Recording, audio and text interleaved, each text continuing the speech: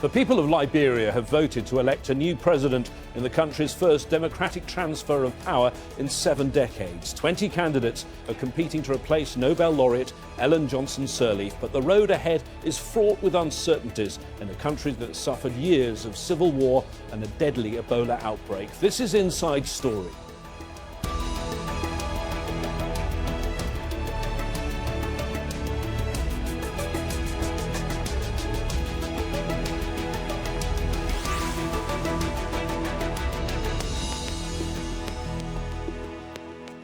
Hello again and welcome to the programme. I'm James Bays. What do Liberia's current vice president, a former footballer and a model have in common? They're all running to be the next president of the country, replacing the woman who's led Liberia for the past 12 years. Nobel Peace Prize winner Ellen Johnson Sirleaf is stepping down after 2 terms in office. Liberians headed to the polls on Tuesday to vote for her successor. They're choosing from a crowded field of 20 candidates. None of them are expected to win the required majority of votes, so we're likely to see a runoff later this year. But it's a momentous election, marking the West African country's first democratic transfer of power since 1944. Let's bring in our panel to discuss the issues. From Monrovia, we have Miatta Fahnbulleh, a social activist and Goodwill ambassador with Liberia's Ministry of Health. From Oxford, Jason Robinson, an Africa analyst with Oxford Analytica. And from London, Jonathan Offei-Ansah, the publisher of Africa Briefing. Welcome to you all. I think we'll start in Monrovia with you, Miatta. You are there at a polling station. Tell us what the atmosphere there is like. Oh, it's a very, very, very high and excited atmosphere. I think the NEC have shocked themselves today because every single polling precinct has all the numbers. People have been out since 4 a.m. this morning to cast their vote. So it's a very festive kind of feeling. There have been some lapses, and we hope the NEC can take care of them by this afternoon. Lapses like names not on voters' register and people not being allowed to vote, etc. Would you describe those as minor lapses, though? Would you describe those as minor lapses, or are they serious? You know, I wouldn't want to call it a minor, because anytime one human being is denied their right to vote, it's a very serious thing. So the numbers we are hearing are not really minor, and this is just Massarado County, Monrovia, where I am. We're also getting reports from Bong County that people haven't found their names on the register, and NEC officials are telling them to go home, and they're not prepared to go home and surrender their rights to vote. So tempers are rising, and we hope, like I say, NEC will look into it and make sure that those problems are solved. Jason and Jonathan, I'd like to ask you both about the importance of this moment for Liberia. Jason first. I think the regional community and the international community, they have a lot riding on this election going well, particularly the second round runoff, which is quite possible, quite probable. We've heard mention of some of the irregularities or some of the problems today, and it's just a question of whether the opposition and the loser in a potential runoff accepts that, and whether this kind of fragile post-Ebola recovery, whoever wins, whoever triumphs, that they can actually consolidate some gains. I think in the region there's an emerging consensus on 2 terms, on democratic turnover, and a lot of neighbouring countries want to see how the Liberian experiment will work out. Jonathan, I know it's early days and we've heard how the process will go on from here, but this could be the first peaceful transition of power from one living president to another in some, I think, 73 years. Yes, it is. And I believe that's what galvanized most Liberian voters to go to the polls to cast their vote, because it's an historic moment, in the political history of Liberia. So people, it's a kind of, for the reports I gather from Liberia, it's a kind of celebration. The peaceful transition, from one elected president to the other. Well, we'll discuss whether it's time to celebrate in a moment. There are 20 candidates. Let's take a look at some of those who are running for Liberia's top seat. There's the current Vice President, Joseph Nwama Bouquet. He's one of the front runners. He's representing the ruling Unity Party. Another favourite is the former football star George Weah. He's served in the Senate for 3 years as part of the opposition party, Congress for Democratic Change. Weah's running mate is Senator Jewel Howard-Taylor. She's the ex-wife of the former warlord and President Charles Taylor, who's serving a life sentence in a British prison for war crimes. Also in the running is a man called Prince Johnston. The senator was a rebel leader who became infamous for ordering the torture and murder of a sitting president, Samuel Doe, in 1990. Jason, some of those people who are involved in this election are from the country's dark past. Yeah, it's definitely a worry. It's perhaps unavoidable in the situation that is, and some of the elements of the reconciliation process that occurred, and even the current president had to make some kind of informal and formal alliances with some of those, including Prince Johnson. It's not ideal, but unfortunately in some of these post-conflict situations you have to incorporate rather than exclude. The only worry is George Weah's running mate, Jewel Howard-Taylor, has hinted at a kind of re-pursuing of her ex-husband's agenda, which would be a concern if George Weah and her were to triumph in the poll or in the runoff election. And Jonathan, her husband, ex-husband, is now serving time in a prison in the UK as part of an international deal. There have been suggestions that he's been trying to influence this election. Well, he could only, I don't see the veracity in those suggestions, but if there's any truth in that, was there not a telephone call he made from that prison in County Durham that was recorded and then broadcast to people in Liberia? Yeah, but I'm not sure it will go far, considering the events or the very recent past political history of Liberia. I'm not sure he can exert much influence anyway. If he can, it could be through his wife, and it could be that influence could be effective, so long if only his wife becomes, the vice president. And again, even if she became the vice president, it will be up to George Weah, his running mate, her running mate, if I could put it that way, to give in to those influences. So it's all moot, in my opinion, at the moment. Miatta, you're there on the ground. Can I ask you what your feeling is? Clearly we have to wait for the votes to be counted, and this will be a long process, probably with a second stage. But which candidates do you think have momentum? Well, there's so many candidates, and every day when they do come out for their rallies, the number is basically the same. A lot of people come out. But you have a lot of young people who really are not committed to any particular party, and yet they show up at all of the different rallies and so forth. So there's a tendency here to get carried away with numbers. Obviously, there's a perception that the football player and the wife of Charles Taylor have probably a lot of enthusiasm by sheer volume when they show up, and the popularity aspect of a world best football player. So that is how we're seeing it.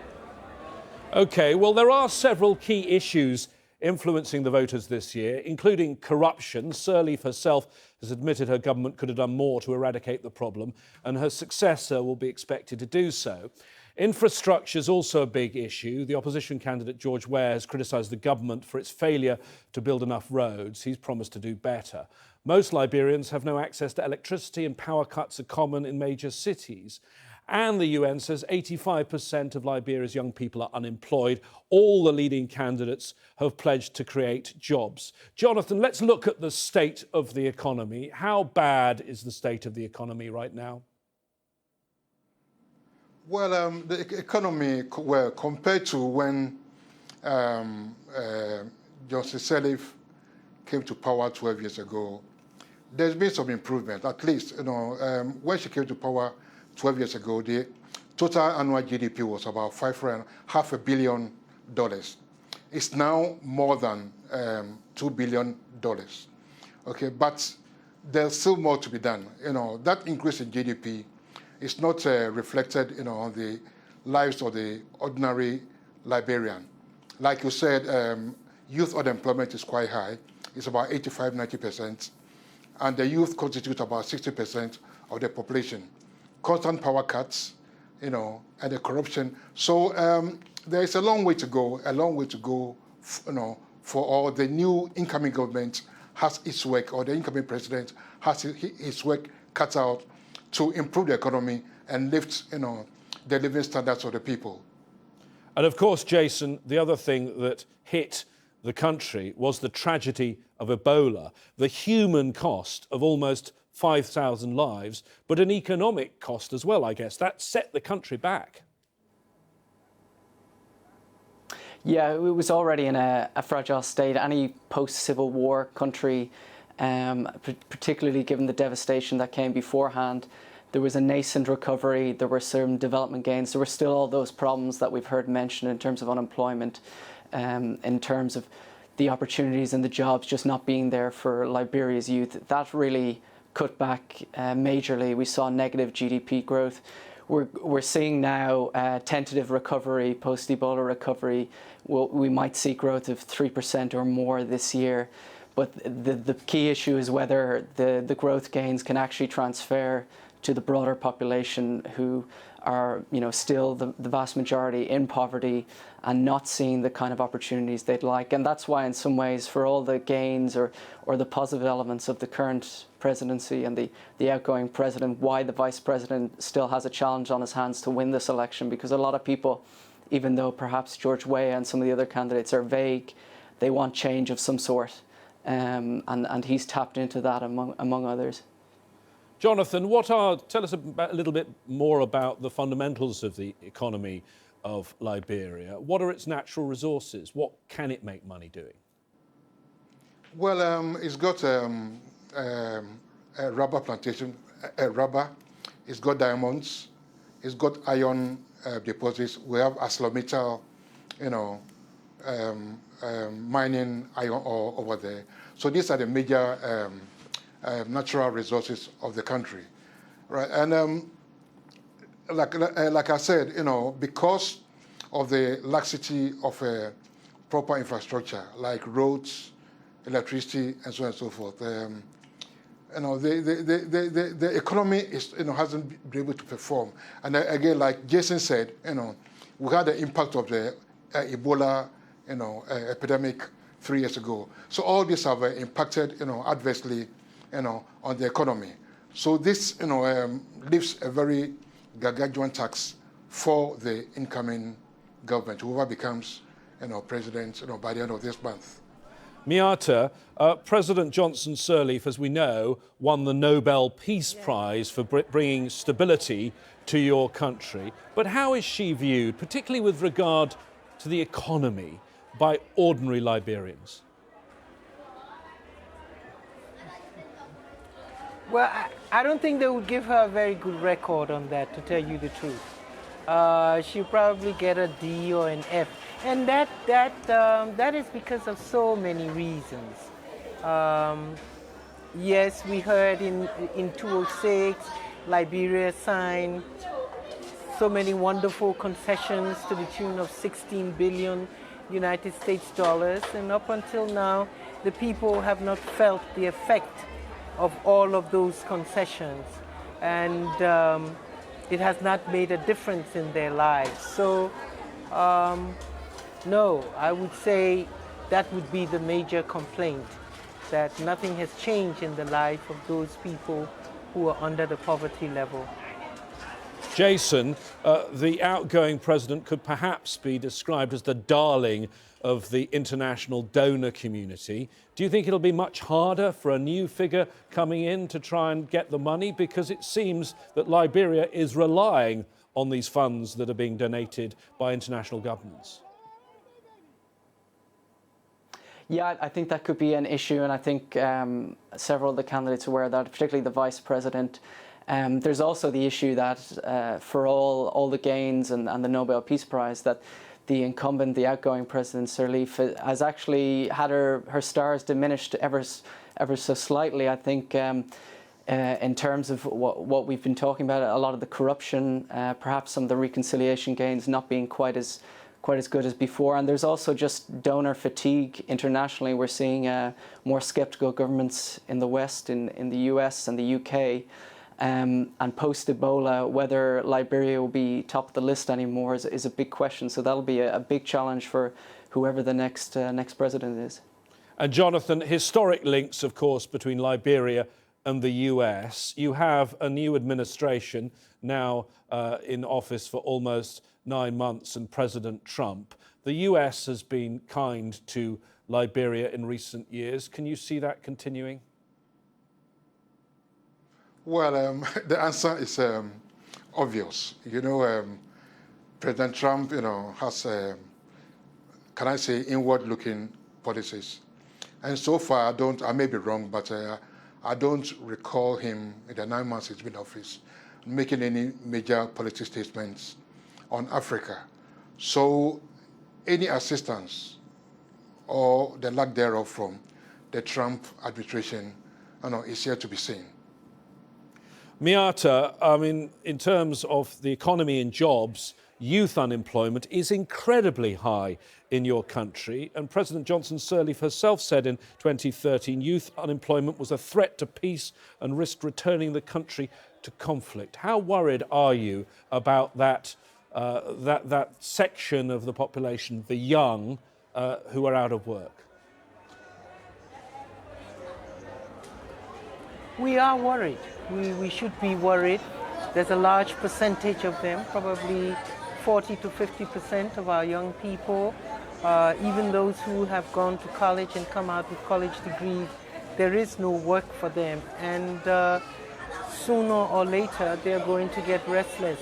In fact, I can tell you, because the youth is so concerned and disappointed within the system and with mainstream politicians, etc., I think it's why there has been this kind of turnout today, because they want to make a statement. Whether their statement is right or wrong, that is, for us to think about afterwards. But definitely, we all should be worried. There are no manufacturing plans for the young people.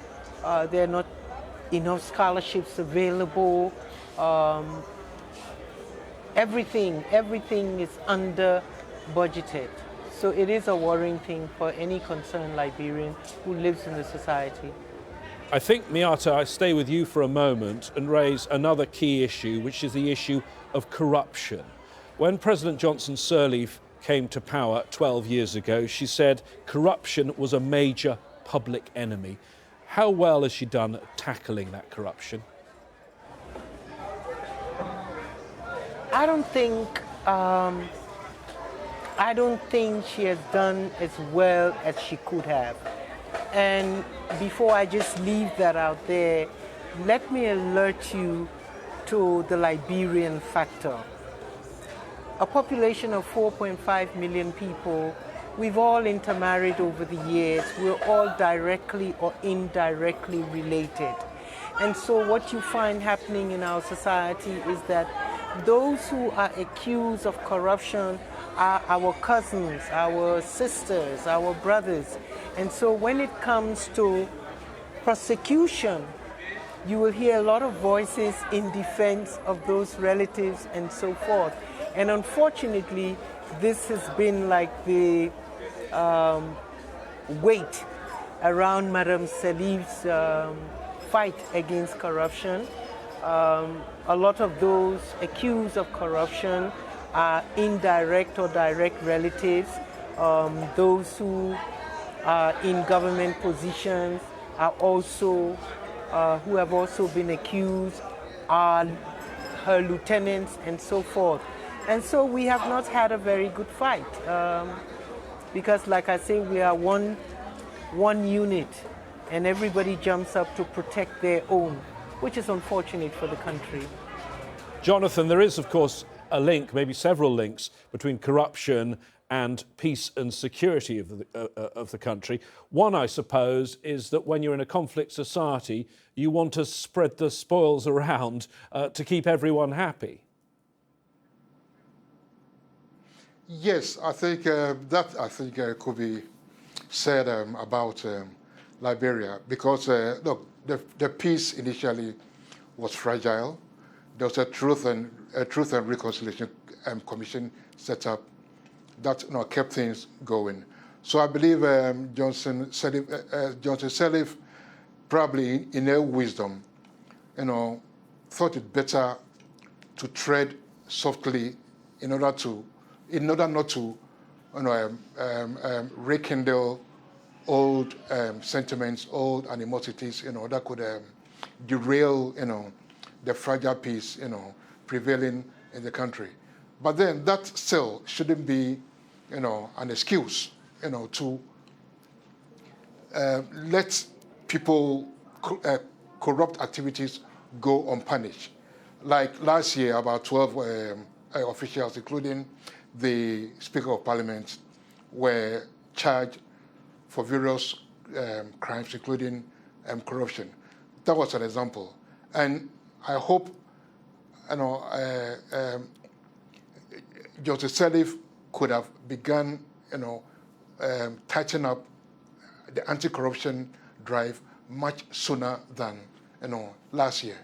Jason, one thing that looks like it's going to happen soon is the UN are going to pull out. There's only a small number of UN peacekeepers there now. Is that a little bit of a worry, though, that safety blanket will be going soon?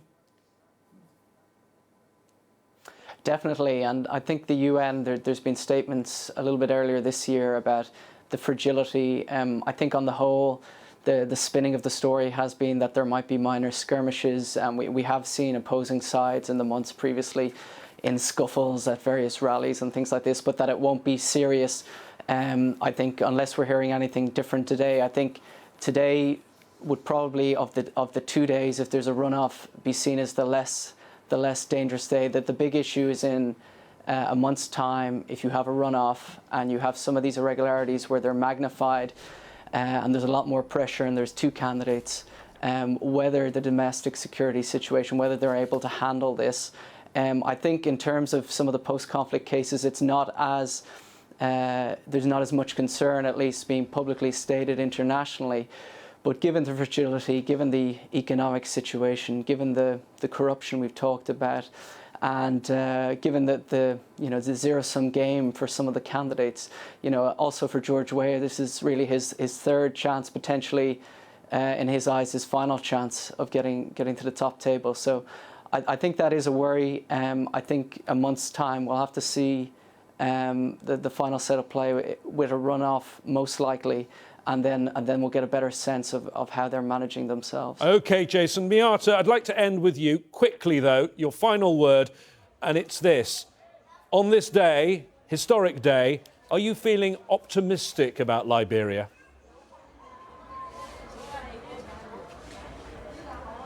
I have to feel optimistic. They say where there's life, there's hope. We can't give up. It's going to be a hard road, whoever becomes the president. Going to be a very, very hard road because the challenges that we have after 12 years are still phenomenal. So I must remain optimistic, at least for the children's sake and for my grandchildren's sake. I have to. Thank you, Miatta. Thank you very much. Miatta Fahnbulleh, also to Jason Robinson and Jonathan Offei-Ansah. You can see the programme again if you wish on the web, aljazeera.com. And if you go to our Facebook page, that's facebook.com/AJ Inside Story. You can add your views and opinions on events in Liberia. You can also comment on Twitter. Our handle is @AJ Inside Story. I'll be back in just under 24 hours' time. Bye for now.